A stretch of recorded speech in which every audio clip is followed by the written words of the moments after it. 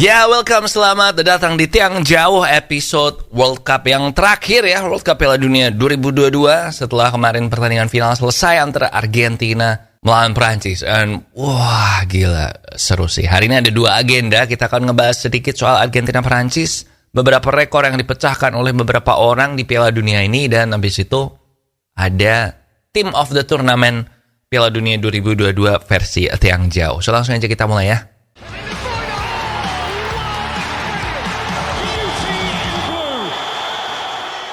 Yang pertama adalah Argentina lawan Prancis, 3-3 dilanjutkan dengan adu penalti. Jadi full time-nya 90 menit 2-2, after extra time 3-3, kemudian adu penalti 4-2 dimenangkan oleh Argentina. Dan gila, ini adalah pertandingan final Piala Dunia paling seru yang gue pernah nonton sih. Gila, babak 1. Walaupun babak 1 sampai babak 2 menit 60-an gitu, Prancisnya nggak berkutik ya, nggak bisa ngapa-ngapain ya, nggak shot on goal sama sekali bahkan. Dan gue ngerasa waktu gue nonton ini, tadinya gue pikir ini bakal 2-0 sampai selesai sih kalau lihat mainnya kayak gini. Bener-bener Argentina ini menguasai permainan. Prancisnya nggak berkutik, Argentina menyerang, counter attack, possessionnya juga mereka tenang kan waktu mengoper-ngoper bolanya gitu. Dan sampai pertengahan babak kedua waktu Di Maria diganti, nah baru Prancis ini akhirnya bisa ngasih perlawanan, dan perlawanannya itu gila sih. Tapi buat kamu yang protes kenapa kok Di Maria diganti padahal dia memang mainnya bagus sampai saat itu. Ya Di Maria ini kan sebenarnya nggak 100% fit ya, dan kelihatan sih waktu dia diganti itu juga udah bener-bener habis sih bensinnya kalau gue bilang kan. Ini kan juga merupakan kemungkinan pertandingan Piala Dunia terakhirnya Di Maria juga kan, nggak cuma Messi. Nah untuk ketiga kalinya tapi di Piala Dunia ini, dari 7 pertandingan, Argentina itu kehilangan keunggulannya dia. Waktu lawan Arab Saudi leading 1-0, terus disamakan bahkan di comeback. Terus waktu lawan Belanda juga unggul 2-0, terus disamakan sampai adu penalti. Nah ini juga gitu. Dan gak cuma sekali disamakan, dan disamakannya 2 kali, man. Dari 2-0 jadi 2-2, terus dari 3-2 jadi 3-3. Gila sih. Hari ini gue tapi gak mau ngebahas analisa ini terlalu ini ya. Gue mau share yang gue rasain aja nih. Kan gue tuh dukung Messi dan Argentina ya, juara dunia ya di Piala Dunia kali ini. Gue biasanya kalau Piala Dunia selalu dukung Inggris, tapi yang 2022 ini gue dukung Messi. Satu, karena gue cukup yakin Inggris gak bakal juara. Terus 2, gue football romantic gitu. Makin kesini tuh gue makin football romantic. Jadi gue pengen secara narasi kalau Messi jadi juara dunia itu kan keren banget ya, nunjukin ke kita kalau fairy tale itu masih ada gitu. Dan jujur kemarin waktu 2-2 tuh gue udah mikir, wah ini kayaknya memang takdirnya Messi nih gak juara dunia nih, kayak si Johan Cruyff gitu kan. Terus abis itu 3-2, seneng lagi. Terus gak berapa lama kebobol lagi 3-3, dan gue jadi makin yakin kalau wah memang bener nih, kayaknya takdirnya memang Messi gak juara dunia nih.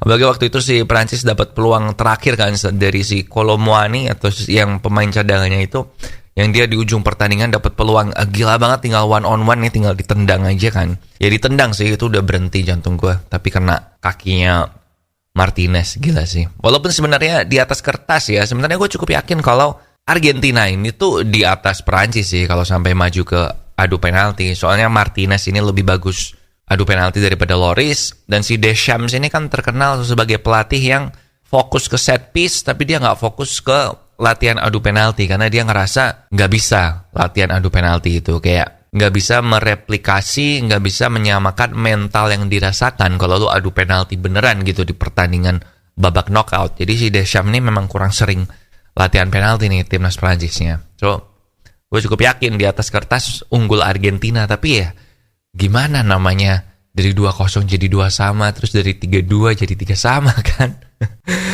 But again, congrats buat Argentina, congrats buat Messi. Gue udah beberapa hari ini dengerin terus lagunya di YouTube, lagunya Muchachos itu, yang tim songnya Argentina kan di Piala Dunia kali ini, kayak It's Coming Home-nya England, tapi ini yang Argentina, yang Muchachos. Bagus sih, coba YouTube deh Muchachos. Dan tadi gue bilang kita nggak usah analisa, kita bahas aja rekor-rekor apa aja yang terjadi di final ini. Pertama, Messi menjadi pemain pertama dengan FIFA Golden Ball atau pemain terbaik turnamen Piala Dunia lebih dari 1. Sebelumnya dia menang Golden Ball di World Cup 2014, dan kayaknya jarang deh ada pemain yang menang Golden Ball itu dari negara yang menang. Karena 2018 kan Golden Ball-nya Luka Modric ya. And then 2014 Messi nggak juara juga. Terus dulu Ronaldo 98 Golden Ball dan dia nggak Golden Ball. 98 Golden Ball padahal dia nggak juara. Terus di 2002 dia juara top scorer. Tapi Golden Ball-nya si Oliver Kahn. Pokoknya jarang lah pemain yang menang jadi Golden Ball. Kemudian kedua, Messi menjadi satu-satunya pemain yang mencetak gol di fase grup di 16 besar, di perempat final, semifinal, dan final Piala Dunia dalam satu turnamen. Jadi di semua langkah itu dia ngegolin. Bahkan kalau lawan Polandia dia penaltinya masuk, dia tuh jadi satu-satunya pemain yang ngegolin di semua pertandingan di Piala Dunia. Tapi dia nggak masuk sih. Kemudian ada dua pemain di sejarah Piala Dunia yang berhasil mencetak 5 gol dan membuat 20 peluang dalam satu turnamen. Nah, ini adalah Messi tahun 2022 dan Maradona di tahun 1986 waktu dia membawa Argentina juara dunia juga. Kemudian kontribusi gol Messi terbanyak ya, dia 21 gol yang dia ciptakan, baik 13 gol dan 8 assist. Nah, ini yang terbanyak di sejarah Piala Dunia.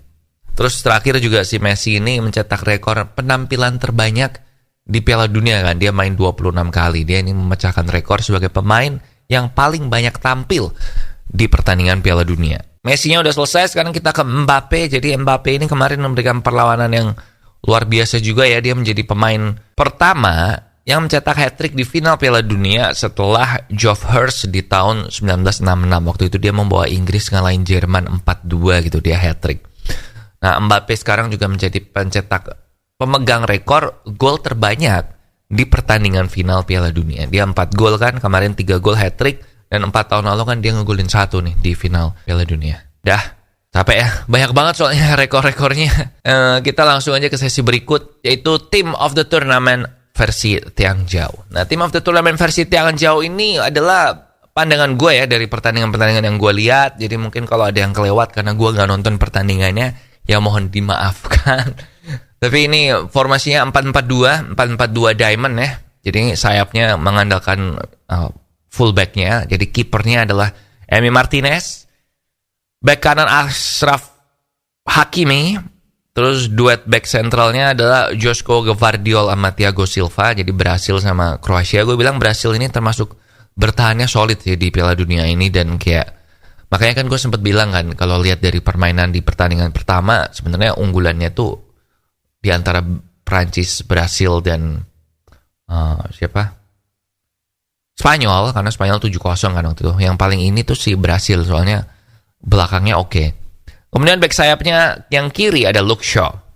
Nah, gelandang bertahan DM-nya adalah Sofyan Amrabat dari Maroko sama kayak Hakimi. Terus dua di tengah itu Jude Bellingham sama Luka Modric. Jude Bellingham Inggris, gila itu dia umur berapa, 19 atau 20, tapi udah kelihatan mateng banget men. Gue demen banget tuh lihat Bellingham di Piala Dunia ini. Kemudian Luka Modric dan yang AMC atau playmaker yaitu Antoine Griezmann. Griezmann memang aslinya striker ya, tapi di Piala Dunia ini karena Perancis ada banyak cedera, Griezmann-nya dimundurin jadi pemain tengah dan dia gila, gue bilang jago sih Griezmann. Kemudian duet strikernya ya udahlah ya, top scorer Piala Dunia Kylian Mbappe dan top scorer kedua, top assist dan FIFA Golden Ball tahun ini sekaligus juara dunia Lionel Messi. Sebenarnya masih ada Enzo Fernandez segala macam sih, cuman gue mikir jangan kebanyakan lah dari Argentinanya, kasih 2 aja maksimal. Jadi Emi Martinez sama Messi aja. Prancisnya juga ada 2, Inggris ada 2, ya udah nggak apa-apa lah. Kroasia juga ada 2, ya gitulah intinya.